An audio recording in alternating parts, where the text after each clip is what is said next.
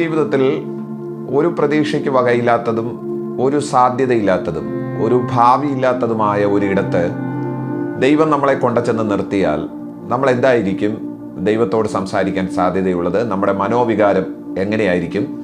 നമ്മളെങ്ങനെയാണ് ആ സാഹചര്യത്തെ അഭിസംബോധന ചെയ്യാനായിട്ട് പോകുന്നത്? തീർച്ചയായിട്ടും വളരെ നിഷേധാത്മകമായിരിക്കുന്ന ഒരു പ്രതികരണമായിരിക്കാം നമ്മളിൽ നിന്നുണ്ടാകാൻ സാധ്യതയുള്ളതെന്നാണ് ഞാൻ പ്രതീക്ഷിക്കുന്നത്. കാര്യം മനുഷ്യനെപ്പോഴും പ്രതീക്ഷയുള്ള ഇടങ്ങളിലേക്കും സാധ്യതയുള്ള ഇടങ്ങളിലേക്കും ഭാവിയുള്ള ഇടങ്ങളിലേക്കുമാണ് മനുഷ്യൻ കണ്ണോടിക്കുന്നത്. മനുഷ്യൻ്റെ ചിന്തകൾ അവിടേക്കാണ് എത്തുന്നത്. കുറച്ചുകൂടി വിശാലതയാണ് മനുഷ്യൻ ആഗ്രഹിക്കുന്നത്. എന്നാൽ ഒരു വട്ടം പോലും മനുഷ്യൻ തകർച്ചകളെ ആഗ്രഹിക്കുന്നില്ല, സാധ്യതയില്ലാത്ത ഇടങ്ങൾ ആഗ്രഹിക്കുന്നില്ല. ഇന്ന് കുടിയേറ്റങ്ങൾ വളരെ വലുതായിട്ട് നമുക്ക് കാണാനായിട്ട് കഴിയുന്ന ഒരു ലോകത്താണ് നമ്മൾ ജീവിക്കുന്നത്, അല്ലേ? നമ്മുടെ കൊച്ച് കേരളത്തിൽ നിന്ന് അല്ലെങ്കിൽ ഇന്ത്യ വിട്ട് മറ്റിടങ്ങളിൽ പലായനം ചെയ്ത, മറ്റിടങ്ങളിൽ കുടിയേറി പാർത്ത ഒരുപാട് പേരെ നമുക്ക് കാണാനായിട്ട് കഴിയും. അവരാരും തന്നെ ഇന്ത്യയേക്കാൾ കുറച്ചുകൂടി ജീവിത സൗകര്യങ്ങൾ കുറഞ്ഞ ഇടങ്ങളിലേക്കല്ല കുടിയേറിയത്, ഇച്ചിരി മെച്ചപ്പെട്ട ഇടങ്ങളിലാണ് കുടിയേറിയിരിക്കുന്നത്, അല്ലേ? ഇങ്ങനെ ജീവിതത്തിൽ എല്ലാ മനുഷ്യനും കുറച്ചുകൂടി മെച്ചപ്പെട്ട ഒരു അനുഭവമാണ് ആഗ്രഹിക്കുന്നത്, കുറച്ചുകൂടി മേന്മയേറിയ ഒരു ഇടമാണ് ആഗ്രഹിക്കുന്നത്, കുറച്ചുകൂടി സാധ്യതയുള്ള ഇടങ്ങളാണ് അന്വേഷിക്കുന്നത്. ഭാവി കുറച്ചുകൂടി ശോഭനമാക്കുകയാണ് മനുഷ്യൻ്റെ ഏറ്റവും വലിയ ലക്ഷ്യമെന്ന് പറയുന്നത്.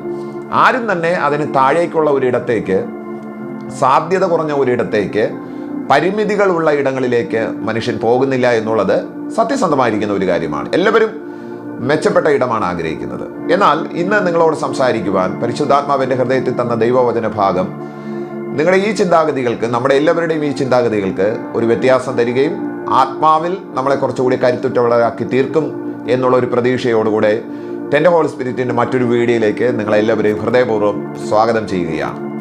ഒരിക്കലൊരു ദൈവപുരുഷനെ ദൈവം സ്വർഗീയ ദർശനത്തിൽ ഏറ്റവും മോശപ്പെട്ട, ഭയം ജനിപ്പിക്കുന്ന, ഭീതി പടർത്തുന്ന ഒരിടത്തേക്ക് കൊണ്ടുപോവുകയാണ്. അദ്ദേഹത്തിൻ്റെ പേര് യെഹസ്കേൽ എന്നാണ്. പ്രവാചകനായിരിക്കുന്ന യെഹസ്കേലിൻ്റെ പുസ്തകം 37-ാമത്തെ അധ്യായത്തിൽ അദ്ദേഹം കാണുന്ന ആ സ്വർഗീയ ദർശനത്തെ നമുക്ക് കാണാനായിട്ട് കഴിയും. അവിടെ കാഴ്ചയിൽ അത്ര കണ്ട് ഭംഗിയില്ലാത്ത, കാഴ്ചയിൽ ഭീതി ഉളവാക്കുന്ന, കാഴ്ചയിൽ ഭയം പരത്തുന്ന ഒരിടത്തേക്കാണ് ദൈവം ആ ദൈവമനുഷ്യനെ കൂട്ടിക്കൊണ്ടു പോകുന്നത്. വാസ്തവത്തിൽ അതൊരു ദർശനമാണ്, അതൊരു സ്വപ്നമാണ്, അല്ലെങ്കിൽ ദൈവം കാണിച്ചു കൊടുക്കുന്ന ഒരു കാഴ്ചയാണ്. എന്നാൽ വായനക്കാരൻ്റെ ഹൃദയത്തിൽ അതൊരു ദർശനം എന്നതിനേക്കാൾ ഉപരി അതൊരു റിയൽ പ്ലേസ് ആയിട്ട്, ഒരു യഥാർത്ഥ സ്ഥലമായിട്ട് നമുക്ക് ബോധ്യപ്പെടുമാറ് അത്ര വളരെ ശക്തിയായിട്ടാണ്, അല്ലെങ്കിൽ വളരെ വിശദീകരിച്ചാണ്, അല്ലെങ്കിൽ കാഴ്ചയിൽ ഉള്ള ഒരു സ്ഥലം പോലെ നമുക്ക് തോന്നുന്ന തരത്തിലാണ് അത് ഇലിസ്ട്രേറ്റ് ചെയ്യപ്പെട്ടിരിക്കുന്നത്, എഴുതിയിരിക്കുന്നത്. വളരെ മനോഹരമാണ് അത്. അവിടെ പ്രവാചകനായിരിക്കുന്ന യെഹസ്കേലിനെ ഒറ്റയ്ക്കാണ് ദൈവം കൊണ്ടുചെന്ന് നിർത്തുന്നത്. അദ്ദേഹം നിന്ന ഇടത്ത് അസ്ഥികൾ കൊണ്ട് നിറഞ്ഞിരിക്കുന്നത് നമുക്ക് കാണാനായിട്ട് കഴിയും. ഏറ്റവും ശോചനീയമായ, തകർച്ചകളുടെ അങ്ങേയറ്റത്തെ വിളിച്ചോതുന്ന, ഭാവി അല്പം പോലും ഇല്ലാത്ത, പ്രതീക്ഷയ്ക്ക് നേരിയ സാധ്യത പോലും ഇല്ലാത്ത ഒരിടത്തേക്കാണ് ദൈവം ആ മനുഷ്യനെ കൊണ്ടുപോകുന്നത്. തുടക്കവാക്യം വളരെ രസകരമാണ്. യഹോവയുടെ കൈ എൻ്റെ മേൽ വന്നു, യഹോവയുടെ ആത്മാവ് എന്നെ പുറപ്പെടുവിച്ച് താഴ്വരകളുടെ നടുവിൽ നിർത്തി, അത് അസ്ഥികൾ കൊണ്ട് നിറഞ്ഞിരുന്നു എന്നാണ് നമ്മൾ ആദ്യം വായിക്കുക. നോക്കൂ, രണ്ട് കാര്യങ്ങൾ പ്രവാചകനായിരിക്കുന്ന യെഹസ്കേൽ മേലിൽ നമുക്ക് കാണാനായിട്ട് കഴിയും. യഹോവയുടെ കരം അവൻ്റെ മേലുണ്ടായിരുന്നു. ആൻഡ് രണ്ടാമത്തേത്, പരിശുദ്ധാത്മാവ് അവനെ അസ്ഥികളുടെ താഴ്വരകളിലേക്ക് നയിച്ചു എന്നുള്ളതാണ്. ഇവിടെ വാസ്തവത്തിൽ യെഹസ്കേലിന്റെ സ്വന്തം ഇഷ്ടത്താലോ അവൻ്റെ താല്പര്യത്താലോ അല്ല ഇപ്പോൾ ഈ അസ്ഥി താഴ്വരയിൽ വന്ന് നിൽക്കുന്നത്. അതിനേക്കാൾ അപ്പുറത്ത് ദൈവത്തിൻ്റെ കരം അവൻ്റെ മേലുണ്ടായിരുന്നു, പരിശുദ്ധാത്മാവ്, ദൈവത്തിൻ്റെ ആത്മാവ് അവനെ നയിച്ചു എന്നുള്ളതാണ്. ഇവിടെ 4 പ്രധാനപ്പെട്ട കാര്യങ്ങളെയാണ് ഞാൻ നിങ്ങളോട് പങ്കുവെക്കാനായിട്ട് ഞാൻ ദൈവസന്നിധി ശ്രമിക്കുന്നത്. 4 പ്രധാനപ്പെട്ട വസ്തുതകളെ ക്രോഡീകരിച്ചുകൊണ്ടാണ് പങ്കുവെക്കാനായിട്ട് ശ്രമിക്കുന്നത്. നമ്പർ 1, ഒന്നാമത്തേത്, യെഹസ്കേൽ എന്ന ഒരു പച്ച മനുഷ്യൻ, ഒരു സാധാരണ മനുഷ്യനെ നമുക്കവിടെ കാണാനായിട്ട് കഴിയും. ഒറ്റയ്ക്ക് നിൽക്കുന്ന ഒരു മനുഷ്യൻ. പക്ഷെ അവന് കൂട്ടായിട്ടുള്ളത് ദൈവത്തിൻ്റെ കൈ മാത്രമാണ്. രണ്ടാമത്തെ കാര്യം, അവൻ നയിക്കപ്പെടുന്നത് പരിശുദ്ധാത്മാവിനാലാണ് എന്നുള്ളതാണ്. സഹോദരങ്ങളെ, ഇന്ന് ഈ ദൈവവചനത്താൽ ഞാൻ നിങ്ങളോട് പങ്കുവെക്കാനായിട്ട് ശ്രമിക്കുന്നത്, നിങ്ങൾ നിൽക്കുന്ന സ്ഥലം ഭീതി ജനിപ്പിക്കുന്ന ഇടമായിരിക്കാം, ഭയാനകത്വം നിറഞ്ഞ ഒരു ഇടമായിരിക്കാം, സാധ്യതകൾ നേരിയ അളവിൽ പോലും ഇല്ലാത്ത ഒരു ഇടമായിരിക്കാം. നിങ്ങൾ നോക്കുമ്പോഴത്തേക്ക് നാളെക്കുറിച്ചുള്ള സ്വപ്നങ്ങൾക്ക് ഒരു സാധ്യതയും ഇല്ലാത്ത ഒരിടത്തായിരിക്കാം നിങ്ങൾ നിൽക്കുന്നത്. പക്ഷേങ്കിൽ ഉറപ്പിച്ചോണം, നിങ്ങൾ തനിച്ചായിരിക്കാം അവിടെയും. പക്ഷെ ഉറപ്പിച്ചോളൂ, ദൈവത്തിൻ്റെ കൈ നിങ്ങളുടെ മേലുണ്ടെങ്കിൽ, യഹോവയുടെ ആത്മാവാണ് നിങ്ങളെ പുറപ്പെടുവിച്ചതെങ്കിൽ, അസാധ്യതയില്ലാത്ത ഇടത്ത്, പ്രതീക്ഷയില്ലാത്ത ഇടത്ത്, അല്പം പോലും വകയില്ലാത്ത ഇടത്ത്, ഭീതി പടർത്തുന്ന ഇടത്ത് നിങ്ങൾക്കൊരു പ്രതീക്ഷ നൽകിത്തരാനും, അവിടെ ഒരു വേര് മുളപ്പിക്കാനും, അവിടെ ഒരു വളർച്ച ഉണ്ടാക്കാനും, അവിടെ ഒരു വിശാലത വരുത്താനും ദൈവത്തിന് കഴിയുമെന്നുള്ളത് ഇന്ന് ഈ ദൈവവചനത്താൽ പരിശുദ്ധാത്മാവ് നിങ്ങളെ ബോധ്യപ്പെടുത്തുന്ന ഏറ്റവും ആദ്യത്തെ ഒരു സംഗതിയാണ്. ഒറ്റയ്ക്ക് നിൽക്കുകയാണ് എഗസ്കേൽ, ആരുമില്ല കൂടെ, തനിച്ചാണ് നിൽക്കുന്ന ഇടം. ആ അറ്റ്മോസ്ഫിയർ അത് വളരെ മോശമാണ്, അല്പം ദുഃഖം പരത്തുന്നതാണ്, അല്പം ഭീതി പടർത്തുന്നതാണ്, അല്പം ഭയം ജനിപ്പിക്കുന്നതാണ്. എന്നിരുന്നാൽ കൂടെ അവനുള്ള ഒരു പ്രതീക്ഷ എന്ന് പറയുന്നത് ദൈവത്തിൻ്റെ കൈ അവൻ്റെ മേലുണ്ടായിരുന്നു എന്നുള്ളതാണ്. ഇന്ന് ഞാൻ നിങ്ങളോട് വളരെ സ്നേഹത്തോടു കൂടെ പറയുന്നു, നിങ്ങൾ നിൽക്കുന്ന ഇടം ഭീതി പടർത്തുന്ന ഇടമായിരിക്കാം, ഭയം ജനിപ്പിക്കുന്ന ഇടമായിരിക്കാം, സാധ്യതകൾ അല്പം പോലും ഇല്ലാത്ത ഒരു ഇടമായിരിക്കാം. പക്ഷെ യഹോവയുടെ കൈ നിങ്ങളുടെ മേലുണ്ടെങ്കിൽ, ദൈവത്തിൻ്റെ കരം നിങ്ങളുടെ മേലുണ്ടെങ്കിൽ, പരിശുദ്ധാത്മാവാണ് നിങ്ങളെ നയിക്കുന്നതെങ്കിൽ നിങ്ങൾ ധൈര്യപ്പെടുക. അവിടെ ഒരു ദൈവപ്രവൃത്തി ദൈവം ചെയ്യാൻ വേണ്ടിയിട്ട് പോവുകയാണ്. നമ്മൾ ആ താഴ്വരയിൽ കാണുന്ന രണ്ടാമത്തെ ഒരു സംഗതി അവിടെയുള്ള എല്ലിൻ കഷ്ണങ്ങളാണ്, അഥവാ അസ്ഥിക്കൂമ്പാരമാണ്. നിങ്ങൾക്കറിയാം, മനുഷ്യ ശരീരത്തിൽ ഏതാണ്ട് 206 അസ്ഥികൾ, എല്ലുകളാണ് ഉള്ളതെന്നാണ് സയൻസ് പഠിപ്പിക്കുന്നത്. നിങ്ങൾ ജസ്റ്റ് ഗൂഗിളിൽ സെർച്ച് ചെയ്ത് കഴിഞ്ഞാൽ ഈ നമ്പർ നിങ്ങൾക്ക് കിട്ടും. 206 അസ്ഥികളാണ്. ഒരു മനുഷ്യ ശരീരത്തിൽ ഇത്രയും അസ്ഥികൾ ഉണ്ടെങ്കിൽ എഗസ്കേൽ നിൽക്കുന്ന അസ്ഥി കൂമ്പാരത്തിന്റെ നടുവിലാണ്, അസ്ഥികളുടെ ഒരു കൂട്ടത്തിന്റെ ഇടയിലാണ് നിൽക്കുന്നത്. അവിടെ രേഖപ്പെടുത്തിയിരിക്കുന്നത് ആ അസ്ഥികൾ തമ്മിൽ വേർപെട്ടിരിക്കുന്നു, ബന്ധം വിച്ഛേദിക്കപ്പെട്ടിരിക്കുന്നു, അത് താഴ്വരയുടെ പരപ്പിൽ ഏറ്റവും അധികമായിരിക്കുന്നു എന്നുള്ളതാണ്. നോക്കൂ, നിങ്ങളുടെ കയ്യിൽ ഒരു മനുഷ്യന്റെ അസ്ഥികൂടം എടുത്ത് തന്നാൽ നിങ്ങൾ അതിനെ യോജിപ്പിക്കാൻ നിന്ന് കഴിഞ്ഞാൽ, എവിടെയൊക്കെ എന്തൊക്കെ വരണം എന്ന് വിചാരിച്ച് നിങ്ങളൊന്ന് യോജിപ്പിക്കാൻ നിന്ന് കഴിഞ്ഞാൽ, ഫോർ എക്സാമ്പിൾ നമ്മുടെ കുഞ്ഞുമക്കൾ, ഒരു 7-8 വയസ്സിന് താഴോട്ട് പ്രായമുള്ളവർ, അവരുടെ കയ്യിൽ നമ്മൾ വാങ്ങിച്ചു കൊടുക്കുന്ന കുറെ ടോയ്സിൽ ഏറ്റവും പ്രധാനപ്പെട്ട ഒരു ടോയ് എന്ന് പറയുന്നത് പസിൽസ് ആണ്. നിങ്ങൾ കണ്ടിട്ടുണ്ടാകും. ആ പസിൽസ് അവർ യോജിപ്പിച്ച് വരാനുള്ള സമയം ഭയങ്കര വലുതാണ്. നിങ്ങൾ ശ്രദ്ധിച്ചാൽ നിങ്ങൾക്ക് അത് മനസ്സിലാക്കാനായിട്ട് കഴിയും. കുട്ടികളുടെ ബ്രെയിൻ ഡെവലപ്മെന്റിന് വേണ്ടിയിട്ട് ഉപയോഗിക്കുന്ന ഒരു ടോയ് ആണ് പസിൽസ് എന്ന് പറയുന്നത്.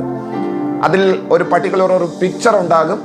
കുട്ടികൾ അതിനെ യോജിപ്പിക്കുകയാണെങ്കിൽ his brain is working well, അവൻ്റെ തലച്ചോറ് വളരെ നന്നായിട്ട് ചലിക്കുന്നു എന്നാണ് നമ്മൾ അതുവഴി മനസ്സിലാക്കുന്നത്. നോക്കൂ, 206 എല്ലുകളുള്ള അസ്ഥികളുള്ള ഒരു മനുഷ്യന്റെ അസ്ഥികൂടം നിങ്ങളുടെ കയ്യിൽ തന്നാൽ, നമ്മുടെ കയ്യിൽ തന്നാൽ, അത് യോജിപ്പിക്കാൻ, അതിനെ വിളക്കി യോജിപ്പിക്കാൻ നമ്മളെടുക്കുന്ന സമയം എത്രയായിരിക്കും?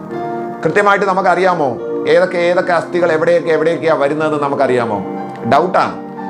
നമ്മുടെ ശരീരം നമ്മൾ കൊണ്ടു നടക്കുന്നുണ്ടെങ്കിലും എവിടെയൊക്കെ ഏതൊക്കെ അസ്ഥികളുണ്ടെന്നും, ഇനി അതിനെ പാർട്സ് ആയിട്ട് ഇളക്കി നമ്മുടെ കയ്യിൽ തന്നു കഴിഞ്ഞാൽ അതിനെ ശരിയായ അളവിലൊന്ന് ഫ്രെയിം ചെയ്യാനൊന്നും നമുക്ക് സാധാരണഗതിയിൽ അറിയണമെന്നില്ല. എന്നാൽ മെഡിക്കൽ ഡിപ്പാർട്ട്മെന്റിൽ വർക്ക് ചെയ്യുന്നവർക്ക് അത് കഴിയുമായിരിക്കാം. അത് അംഗീകരിക്കുകയാണ്. മനുഷ്യ ശരീരത്തിൽ 206 അസ്ഥികൾ ഉണ്ടായിരിക്കെ ഈ താഴ്വരയുടെ നടുവിൽ നിൽക്കുമ്പോൾ അവിടെയുള്ള അസ്ഥി കുമ്പാരങ്ങളുടെ എണ്ണം ചെറുതല്ലെന്ന് ഓർക്കുക, എണ്ണം ചെറുതല്ലെന്ന് മനസ്സിലാക്കുക. ആ എണ്ണം, അത്രയും അസ്ഥികൾ ഒന്നിപ്പിച്ച് ചേർത്ത് അതിനെ ഒരു മനുഷ്യ കോലത്തിലാക്കണമെങ്കിൽ എത്ര സമയമെടുക്കും? അതിനെ ഒരു മനുഷ്യ രൂപത്തിലാക്കണമെങ്കിൽ എന്തോരം ദിവസമെടുക്കും? ഒന്ന് ആലോചിച്ച് നോക്കൂ. പക്ഷെങ്കിൽ ദൈവം വിചാരിച്ചപ്പോൾ ദൈവം ഒരു പ്രവൃത്തി അയച്ചപ്പോൾ വിത്തിൻ സെക്കൻഡ്സ് ആ കാര്യം അവിടെ സാധ്യമായി എന്നാണ് തിരുവെഴുത്തിൽ നമുക്ക് കാണാനായിട്ട് കഴിയുന്നത്. വിത്തിൻ മിനിറ്റ്സ് ആ അസ്ഥികൾ വന്നു ചേർന്നു എന്നുള്ളതാണ് ഏറ്റവും ഗൗരവമായിരിക്കുന്ന ഒരു കാര്യം. ആക്ച്വലി ഞാനിത് വഴി പറഞ്ഞു വെക്കാനായിട്ട് ശ്രമിക്കുന്നത്, നമ്മൾ വിചാരിച്ചാൽ പല കാര്യങ്ങളും ഇങ്ങനെ ഒത്തുവരണമെന്നില്ല, ചേർത്ത് വെക്കാൻ കഴിയണമെന്നില്ല. ആ കാര്യത്തിനകത്ത് നമ്മൾ പരാജയപ്പെടാനുള്ള സാധ്യത ഏറെയാണ് എന്നുള്ള കാര്യം മറന്നു പോകരുത്. നമ്മൾ വിചാരിച്ച പല കാര്യങ്ങളും യോജിപ്പിക്കാൻ നമുക്ക് കഴിയത്തില്ല എന്നുള്ളതാണ്. അത് ബന്ധങ്ങളായിരുന്നാലും ശരി, പല കാര്യങ്ങളായിരുന്നാലും ശരി. നിങ്ങൾക്കറിയാം, നിങ്ങൾ കടന്നു പോകുന്ന ക്രൈസിസുകളുടെ നടുവിൽ നിങ്ങളെ കൊണ്ട് ഒക്കാത്ത ഒരുപാട് കാര്യങ്ങളുണ്ട്. ഈവൻ ഒരു സ്കെൽട്ടൺ കിട്ടിയാൽ പോലും, ഒരു മനുഷ്യ ശരീരത്തിൻ്റെ എല്ലുകൾ കിട്ടിയാൽ പോലും അതുപോലും നമുക്ക് യോജിപ്പിക്കാൻ കഴിയത്തില്ലെങ്കിൽ, മനുഷ്യ ശരീരത്തിൻ്റെ കൂട്ടം എല്ലുകൾ കിടക്കുന്ന ഇടത്ത് എങ്ങനെയാണ് അതിനെ യോജിപ്പിക്കാനായിട്ട് കഴിയുന്നത്? അത് വാസ്തവത്തിൽ തലച്ചോറുള്ള എഗസ്കേലിന് അറിയാമായിരുന്നു എന്നുള്ളതാണ്. അതുകൊണ്ടാണ് ആ മനുഷ്യനോട് ദൈവം പറ, ഈ അസ്ഥികൾ ജീവിക്കുമോ? അന്നേരം ആ മനുഷ്യൻ പറഞ്ഞത്, എനിക്ക് അറിയാൻ പാടില്ല, നിനക്കറിയാം, എല്ലാ കാര്യവും നിനക്കേ അറിയാൻ പാടുള്ളൂ. വാസ്തവത്തിൽ ദൈവമക്കളെ, ഇന്ന് ഈ ദൈവവചനത്തിലൂടെ ഞാൻ നിങ്ങളോട് പറയാൻ ശ്രമിക്കുന്നത് അതാണ്. നമ്മൾ വിചാരിച്ച പല കാര്യങ്ങളും നടക്കത്തില്ല എന്നുള്ളതാണ്. നമുക്ക് എല്ലാത്തിനും പരിമിതികളുണ്ട് എന്നുള്ളതാണ്. നമ്മളെ സംബന്ധിച്ചിടത്തോളം പലതും അസാധ്യമാണ്. നമ്മുടെ തലച്ചോറിനോ നമ്മുടെ കായിക ക്ഷമതകൾക്കോ നമ്മുടെ സാധ്യതകൾക്കോ പലതും എത്തിപ്പിടിക്കാൻ കഴിയാത്തതാണ്. അത് റീച്ചബിൾ അല്ല എന്നുള്ളതാണ് യാഥാർത്ഥ്യം. പക്ഷേങ്കിൽ ഇന്ന് ഈ ദൈവവചനത്താൽ ഞാൻ നിങ്ങളോട് പറയുന്നു, വിത്തിൻ സെക്കൻഡ്സ് ആ അസ്ഥിയോട് വന്ന് ചേർന്നതുപോലെ നിങ്ങൾ ഇന്ന് കടന്നു പോകുന്ന ആ പ്രതിസന്ധി, നിങ്ങൾ ഇന്ന് കടന്നു പോകുന്ന ആ വെല്ലുവിളി, നിങ്ങളുടെ ജീവിതത്തെ വല്ലാതെ ബുദ്ധിമുട്ടിപ്പിക്കുന്ന ആ വേദന, എങ്ങനെ ഇതിനകത്തൊരു റെമഡി, ഒരു സൊല്യൂഷൻ കണ്ടെത്താമെന്ന് വിചാരിച്ച് നിങ്ങൾ ചിന്തിക്കുന്ന ആ വസ്തുതയെ ദൈവകരങ്ങളിൽ കൊടുത്താൽ ആ അസ്ഥികളെ യോജിപ്പിച്ചതുപോലെ ഇന്ന് നിങ്ങൾ അനുഭവിക്കുന്ന എല്ലാ പ്രശ്നങ്ങളെയും തമ്മിൽ വിളക്കി യോജിപ്പിച്ച് ആ പ്രതിസന്ധികളുടെ നടുവിൽ നിന്ന് നിങ്ങളെ വിടുവിക്കുവാനും നിങ്ങൾക്ക് ഒത്തുചേർത്ത് നിർത്താൻ കഴിയാത്ത പലതിനെയും ദൈവത്തിൻ്റെ ആത്മാവിൻ്റെ ശക്തിയാൽ അതിനെ ഒത്തൊരുമിപ്പിച്ച് നിർത്താനും അതിനെ മുന്നോട്ട് നയിക്കാനും ദൈവത്തിൻ്റെ കരത്തിന് ശക്തിയുണ്ട് എന്നുള്ള കാര്യം ഇന്ന് ഈ ദൈവവചനത്താൽ ഞാൻ ബോധ്യപ്പെടുത്താനായിട്ട് ആഗ്രഹിക്കുകയാണ്. യെഹെസ്കേലിനെ സംബന്ധിച്ചിടത്തോളം 206 അസ്ഥികൾ ചേർത്ത് നിർത്തി ഒരു മനുഷ്യനെ പോലും രൂപപ്പെടുത്താൻ അവന് കഴിയത്തില്ല. പക്ഷെങ്കിൽ തിരുവെഴുത്ത് നമ്മളോട് പറയുന്നത്, ദൈവം വിചാരിച്ചപ്പോൾ, ദൈവം കൽപ്പിച്ചപ്പോൾ, ദൈവം ആ കാര്യത്തിനകത്ത് ഇടപെട്ടപ്പോൾ അസ്ഥിക്കൂട്ടങ്ങൾ ഒന്നിച്ച് ചേർന്ന് ഒരു വലിയ സൈന്യമായിട്ട് എഴുന്നേറ്റ് നിന്നു എന്നുള്ളതാണ്. ഞാൻ നിങ്ങളെ നോക്കി ഇന്ന് ദൈവവചനത്താൽ പ്രവചിച്ച് പറയുന്നു, നിങ്ങളെ കൊണ്ട് ഒക്കാത്ത ഒരുപാട് കാര്യങ്ങൾ, നിങ്ങൾ വിചാരിച്ചിട്ടും റീച്ച് ആകാത്ത ഒരുപാട് കാര്യങ്ങൾ, നിങ്ങളെ കൊണ്ട് അസാധ്യമായിരിക്കുന്ന ഒരുപാട് കാര്യങ്ങൾ, എങ്ങനെ ഇതിനകത്ത് നിന്നൊരു വിടുതലുണ്ടാകുമെന്ന് പ്രതീക്ഷിച്ച് ചങ്ക് കലങ്ങിയിരിക്കുന്ന ആ വിഷയത്തിനകത്ത് പരിശുദ്ധാത്മാവ് ഇന്ന് നിങ്ങളെ നോക്കി പ്രവചിച്ച് പറയുന്നു, ഒരു കൊച്ചുകുട്ടി ആ പസിൽസ് യോജിപ്പിച്ച് ഒരു പിക്ചർ ഉണ്ടാക്കുന്നത് പോലെ തമ്മിൽ അകന്നു കിടക്കുന്നതും തമ്മിൽ വേർപെട്ട് കിടക്കുന്നതും ഒരിക്കലും ഒന്നിച്ചു വരാൻ സാധ്യതയില്ലാത്ത ഒരുപാട് സംഗതികളെ കണക്ട് ചെയ്തുകൊണ്ട് നിങ്ങളുടെ ഫ്യൂച്ചറിനെ, നിങ്ങളുടെ ഭാവിയെ മെച്ചപ്പെട്ടതാക്കി തീർക്കാൻ ദൈവത്തിന്റെ പരിശുദ്ധാത്മാവിന് കഴിയുമെന്ന് ഇന്ന് ഈ ദൈവവചനത്താൽ ഞാൻ നിങ്ങളെ നോക്കി പ്രവചിച്ച് പറയുകയാണ്. ഈ ദർശനത്തിൽ നമ്മൾ കാണുന്ന മൂന്നാമത്തെ പ്രധാനപ്പെട്ട വസ്തുത, പ്രവാചകനായിരിക്കുന്ന യെഹെസ്കേലിന്റെ ഒരു പ്രൊഫറ്റിക്കൽ സ്റ്റൈൽ നമുക്കിവിടെ കാണാനായിട്ട് കഴിയും. ഇവിടെ ദൈവം ആ മനുഷ്യനോട് പറയുകയാണ്, നീ നോക്കുമ്പോൾ ഈ അസ്ഥികൾ ചിതറിയാണ് കിടക്കുന്നത്, ഇത് തമ്മിൽ യോജിപ്പിക്കാൻ കഴിയാത്ത നിലവാരത്തിൽ ബന്ധപ്പെട്ടാണ് കിടക്കുന്നത്. പക്ഷെ ഞാൻ നിനക്കൊരു ഉത്തരവാദിത്തം തരാൻ പോവുകയാണ്. ആ ഉത്തരവാദിത്തം ഇതാണ്, നീ ഈ അസ്ഥികളെ നോക്കി പ്രവചിക്കുക. നോക്കൂ, ആരെ നോക്കി പ്രവചിക്കാനാണ് ഈ മനുഷ്യനോട് ദൈവം ആവശ്യപ്പെടുന്നത്? നമ്മുടെ മുമ്പിൽ ഒരാളെ കിട്ടിക്കഴിഞ്ഞാൽ നമുക്കൊരു ദൂതുണ്ടെങ്കിൽ പ്രവചിക്കുന്നതിനകത്ത് വിരോധമില്ല. ആ മനുഷ്യന് ജീവനുണ്ട്, സാധ്യതകളുണ്ട്, നാളെ അദ്ദേഹം എവിടെയെങ്കിലും എത്തുമെന്നൊക്കെ നമുക്കൊരു പ്രതീക്ഷയുണ്ട്. പക്ഷെങ്കിൽ ദൈവം ഈ മനുഷ്യനോട് പ്രവചിക്കാൻ പറയുന്നത് ജീവനുള്ള വ്യക്തികളോടല്ല, മാംസം പോലും ത്വക്ക് പോലും ഇല്ലാത്ത, ഞരമ്പില്ലാത്ത, എല്ലും കഷ്ണങ്ങളായിട്ട് മാത്രം കിടക്കുന്ന ആ കൂട്ടത്തോട് പ്രവചിക്കാനാണ് യെഹെസ്കേലിനോട് ദൈവം പറയുന്നത്. ആ മനുഷ്യൻ അത് ചെയ്തു എന്നുള്ളതാണ് ഇതിനകത്ത് നമ്മൾ കാണുന്ന മൂന്നാമത്തെ പ്രധാനപ്പെട്ട സംഗതി എന്ന് പറയുന്നത്. ദൈവാത്മാവ് നിങ്ങളോട് പറയുന്നത് സാധ്യതയില്ലാത്തതാണെന്നെങ്കിൽ കൂടെയും ചെയ്യാൻ തയ്യാറാകുക എന്നുള്ളതാണ്. നമ്മൾ നോക്കുമ്പോഴത്തേക്കും അതിനകത്ത് ഒരു പ്രതീക്ഷയ്ക്ക് വകയില്ല. ഇത് ചെയ്തിട്ട് എന്തെടുക്കാനാണ് എന്ന് നമുക്കൊരു തോന്നലുണ്ടാകാൻ സാധ്യതയുണ്ട്. കറക്റ്റാണ്. നമ്മുടെ ചെറിയ തലച്ചോറനുസരിച്ച് നമ്മുടെ യുക്തിപരമായിട്ടാണ് പലതിനെ അപ്രോച്ച് ചെയ്യുന്നത്. പക്ഷെങ്കിൽ ആ തലച്ചോറിൻ്റെ യുക്തിക്കപ്പുറത്ത് ദൈവത്തിൻ്റെ യുക്തിയിലേക്ക് വരാൻ ഒരുത്തൻ തയ്യാറായി കഴിഞ്ഞാൽ അവിടെയാണ് ഒരു വിടുതൽ നടക്കാനായിട്ട് പോകുന്നത്. പ്രവാചകനായിരിക്കുന്ന യെഹെസ്കേലിനോട് പ്രവചിക്കാൻ പറയുന്നത് ജീവനുള്ള മനുഷ്യനെ നോക്കിയല്ല, അതിനേക്കാൾ അപ്പുറത്ത് അസ്ഥികളെ നോക്കി പ്രവചിക്കാനാണ് ദൈവം ആവശ്യപ്പെടുന്നത്. എന്ന് വെച്ചാൽ ഫിഗർ ഇല്ലാത്ത, ഫ്യൂച്ചർ ഇല്ലാത്ത, ഹോപ്പ് ഇല്ലാത്ത ഒന്നിനെ നോക്കി പ്രവചിക്കാനാണ് ദൈവം ആവശ്യപ്പെടുന്നത്. ഇന്ന് ഞാൻ നിങ്ങളോട് പറയുന്നു, നിങ്ങളുടെ ജീവിതത്തിനകത്ത് ഒരു സാധ്യതയുമില്ലാത്ത ആ മേഖലകളെ നോക്കി, ഒരു പ്രതീക്ഷയില്ലാത്ത ആ വഴികളെ നോക്കി, എല്ലാ വഴികളും അടഞ്ഞതുപോലെ നിൽക്കുന്ന ആ വെല്ലുവിളികളെ നോക്കി വായി തുറന്ന് കൽപ്പിക്കാനായിട്ട് ഇടയായി തീരട്ടെ. നമ്മുടെ നാവിൻ്റെ മേൽ ദൈവം പകർന്നിരിക്കുന്ന ഒരു അഭിഷേകമുണ്ട്. ആ അഭിഷേകം ഉപയോഗിച്ച് സാധ്യതയില്ലാത്ത മേഖലകളെ നോക്കി എൻ്റെ ദൈവത്താൽ അത് സാധ്യമാകട്ടെ എന്ന് പറയാൻ ഒരുത്തൻ തയ്യാറായി കഴിഞ്ഞാൽ അവന് വേണ്ടിയിട്ട് വാതിലുകളെ തുറക്കാൻ ദൈവം വിശ്വസ്തനായ ദൈവമാണ്. കോരസിനെ കുറിച്ച് പറയുന്ന ഒരു പ്രവാചക ശബ്ദമുണ്ട് യെശയ്യാ പ്രവചനത്തിൽ. ഞാൻ കൈക്ക് പിടിച്ചിരിക്കുന്ന എൻ്റെ ദാസനാണ് കോരസ്.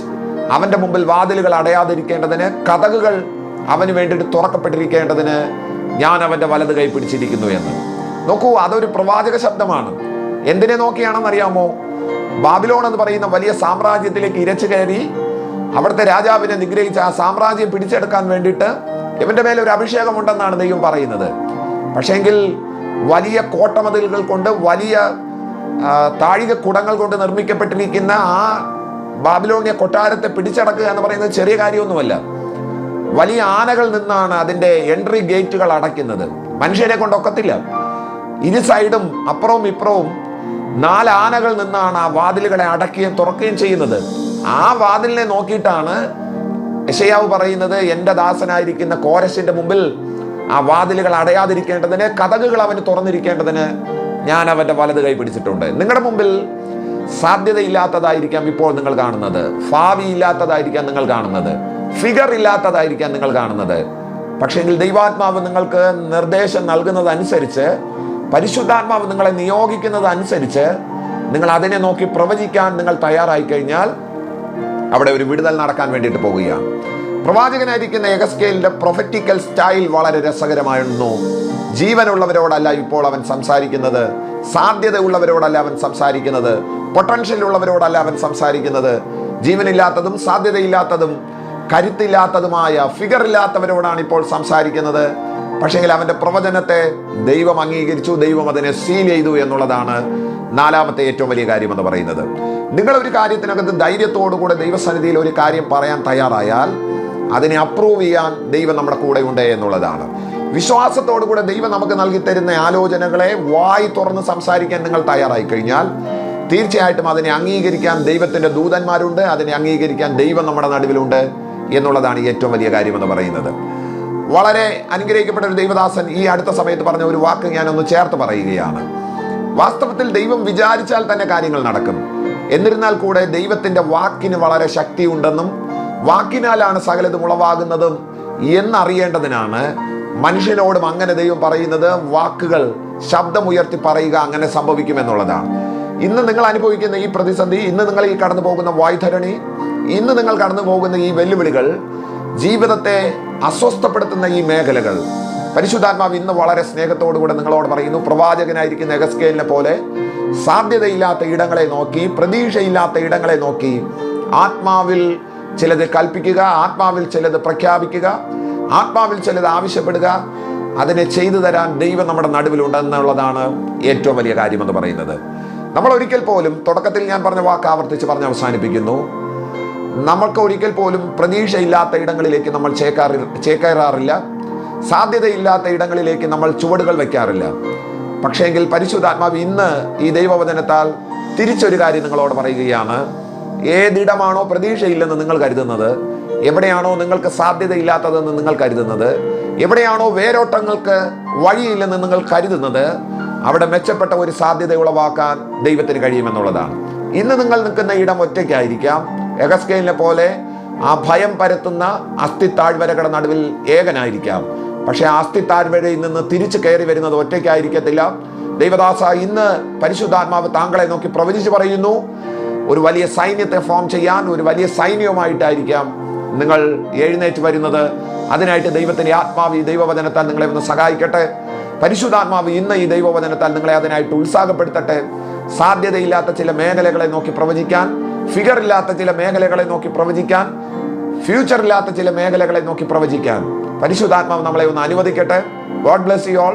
ഈ ദൈവവചനം കേട്ട എല്ലാവരെയും ഞാൻ കർത്താവിന്റെ നാമത്തിൽ അനുഗ്രഹിക്കുന്നു. ദൈവം നമ്മെ അനുഗ്രഹിക്കട്ടെ. ആമേൻ.